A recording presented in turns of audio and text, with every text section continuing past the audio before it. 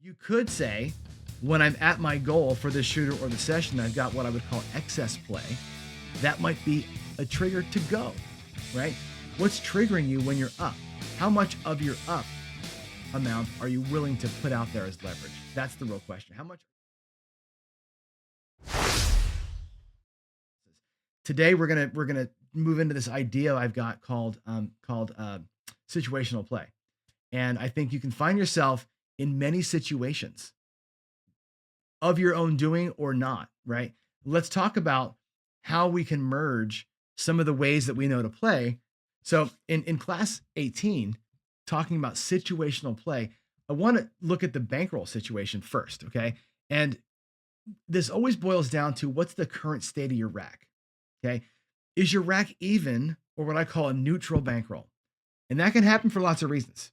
You can be neutral for many reasons. You could have fought back to neutral. You could be just buying in, right? You're neutral, and the state of your rack dictates, okay, what am I going to do? What phase am I playing? How am I going to attack the table? You could be down a little tiny bit or a lot. And again, the way that you got down, how long you've been down, what you've been doing while you're down, again, says a lot. Your bankroll is the state of your life right now. That's going to dictate maybe how you play. Change your decisions a little bit. You could be up a little bit. You could be at your goal. You could be way up and playing with excess money. So again, you could be in phase 1, 2, or 3 based on the state of your rack. And that's where your mindset has to kind of like put that together for you and decide what's the next move for me, right? So for example, when I'm bankroll neutral, I typically work my plan. Okay. One of the questions I've got here is, how did I get even? How did I get even? Am I at my initial buy-in? Am I early in the session? I'm working phase 1, right? I go out on my daily paycheck. I buy in for $7,000. My first move, my initial phase 1 play is the Dallas drawdown. I go 3,200 across. I take a hit. I go to 1,600. I take a hit. I'm off, right? That's 750. That's 350. That's a little over $1,000. And I can go out there again with a 250 phase 3 play and let it happen, right? That I skip phase 2, in other words, right? But that's when I first buy in early in the session. I could be even because I fought back or recovered, which is what happened today. If you watched that show this morning, we lost early twice, and I was down about $3,000, $4,000. You can't go out there well, you can. I decided not to go out there at phase 1 and start my regular plan. I was down, right? I fought back to get to neutral. It took me a long time, 30 something rolls. We got back to bankroll neutral, right? How did I get there? I fought back. I got my rack even. I had $700 on the felt. That's what's in action. Can I advance a stage at that point? Right? Am I in the middle of a good run? Those are decisions that I'm looking at. At that moment, once I got to neutral, I said, okay, how did I get to neutral? I'm 9, 10 rolls into this thing, just barely recovered. Do I go back and reset at phase 1 and work my plan? Or do I stay low and try and, rack a few black chips along the way, right? Your bankroll has something to say about it, not just the physical state of it, but how you got there and why you're there. Sometimes fighting back from being down like we did today and getting to just even and a little bit up might be enough to say, you know what? We fought the good fight, and that might be a decision time for me. Okay. That's, again, looking at your bankroll being neutral is a decision point for you. If you're down, right, your bankroll's down, it's less than what you started with. You got to assess the damage. Okay. How down are you? For one, right? Are you down 1 bullet? If you brought 10 bullets, are you down half your bankroll? Have you hit a loss limit? If you've preset a loss limit and you're down to your loss limit, you got to be done, right? How many bullets do I have left? If I brought, in my case, I bring basically 2 bullets. If I burn 1, I got 1 bullet left. My question is, do I use the second bullet, right? Or do I change guns and use a different strategy, right? That's the thing. Am I short stacking it, right? Am I in a situation where I'm so down, I'm almost at my loss limit. Let's just say my loss limit was 50%.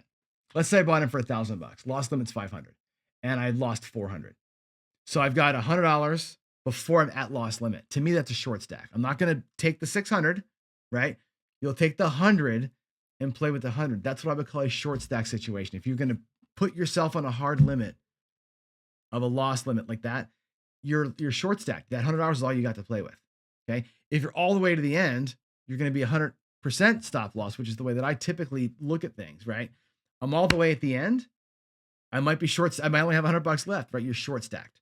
Okay. In those cases, right, your decision making is based on what you have allowed yourself to play with. Again, your bankroll decides how much are you allowed to play with. If you're going to limit the loss or you're going to be at the end, what's the limit? What do you have left? Now you got to make a decision. What's the plan of attack now? Do I go low volatility? If I'm on a crap stable, do I go out there and do a little come betting, keep the house edge low, let the table kind of come back to me, so to speak, right? Do I decide to do a small scale ladder, go low bets, but ladder up, right?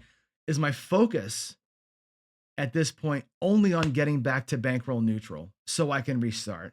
Or is my focus going to say, you know what? That doesn't matter, right? I lost a bullet. So what? The next bullet, its job is to win me all the goal, right? Do I just stay on task? That's an interesting decision for you. And again, your bankroll and your tolerance for risk is going to determine how you play that, right?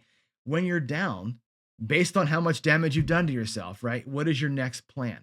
Going back to get to neutral so you can restart, or just keep going with what you were doing and maybe this time it'll work and get you back to neutral plus your goal, right? That's the hardest decision you're going to make. Do I just go back out there and keep trying what I was doing before? Again, it didn't work once or twice or three times. Do I stick with the plan, or do I go, you know what? Let's replan this thing. Let's reattack and let's go after this thing and just get to neutral. And then I can take a breath and say, what am I going to do? Sometimes that breath, the decision point is the key. Okay. But again, I think your bankroll decides that, what phase you're in and how you're going to get after it. Now, what if you're up, right? What if you're winning? This is the best place to be, right? If you're at your series goal, right? A goal for a shooter at a craps table, or a goal for a short stack at a roulette table or whatever. If you're at your session goal, have you met your goal for the day? Either of those, by the way, could be a stop trigger for you. You get your series goal, you win your money that you had decided for on that shooter, you can stop. Louis does this. Louis says, hey, I'm looking to win $100 on a shooter. He wins $100 on the shooter, he stops playing, right? That guy can go for 40 more rolls. He'll just sit there and watch it, right? Fine. If that's disciplined play, right? He's not going to win $1 bazillion. He's also not going to go down $1 bazillion. You're going to phase it in, right? You could say, when I'm at my goal for the shooter or the session, I've got what I would call excess play. That might be a trigger to go, right? What's triggering you when you're up? How much of your up amount are you willing to put out there as leverage? That's the real question. How much are you willing to put out there? An example, your goal is $100, right? You won $150. Okay. This is a great decision point, right? You can do all the things. You can go home with $150. You can go to the cage with an extra 50 bonus time, right? If you lose $100 tomorrow, you're net down $50. That's a good decision, right? You could play with the whole 150 and say, you know what? I'm going to leverage the whole thing. We won, right? I got this 150 in profit. I'm going to put the whole 150 out there at risk and use all the leverage I've got to make damage, right? You could say, I'm going to save 50 and play with 100. So I'm going to keep, a pittance, but something to go home with, and play with 100. Or you say, I'm going to keep my goal. My goal is 100. I'm going to keep my goal. I'm going to play with that short stack of 50, right? You have lots of decisions when you're up, okay? And again, when you're up, this is the end of phase 2, I would call it. You've got your goal locked up. Now you're hitting phase 3, and phase 3 is that decision point. Do you go home? Do you play? How much of your up amount, how much of your leverage are you going to put out there? That's the question. And again, your bankroll has something to say about it, where you are in the moment. Look down at your rack and do the math and go, yep, I'm ready to rock, or I'm ready to get out. Okay. But again, your bankroll decides that. Sometimes, today's a good example, my bankroll decided that I was done because I'd fought so hard to get there twice. Out, right? I use it as a stop trigger today. I was up and it was a stop trigger for me. It was not a go button. Okay. Some days I go out there and it's a go button. Today was not a go button. Today was a stop trigger because of how we fought to get back there. I think that all of these decisions that you make is what I'm talking about. What is the stop trigger for you, right? Did you hit your win goal? Are you at your loss limit? Are you at a time limit? Some people limit themselves by time and that's it. I got a half hour, I'm done, right? Do you have the ability, the mental acuity or acumen to move between play styles based on your goal? That takes discipline. to do that, right? I want to go Dallas Drawdown. I want to go out there with the big bets and I want to draw it down and get the hell out. But I got whacked twice. Can't do it. The bankroll says I can't do it, right? Discipline says walk or switch it up, work your way back, and then make the move. Do you have the discipline to walk? Do you have the discipline to go hard? Also tough to do, right? And I know that people that are good friends of ours struggle with this, right? When it's time to go, do you have the discipline that it takes to say, I'm going to go? I'm going to let bets die out there on the felt, but I'm going to go. Put the pedal down. That takes discipline too, to leave your bets out there and let them work for you, leverage style, right? As much as it takes to pull the bets down and walk. Both of those are difficult mental things to do. I'm telling you, it takes a lot of wherewithal to pull bets. It takes a lot of guts to leave them out there. But again, what's your trigger? What is your trigger? And again, your bankroll says what that is. If I've got my goal, let's say I've got 3 times my goal. Let's say we had a great run. My goal was $100 and I got $300 in the rack extra, and I still got $160 that I have to play with. Guess what? That's go time, right?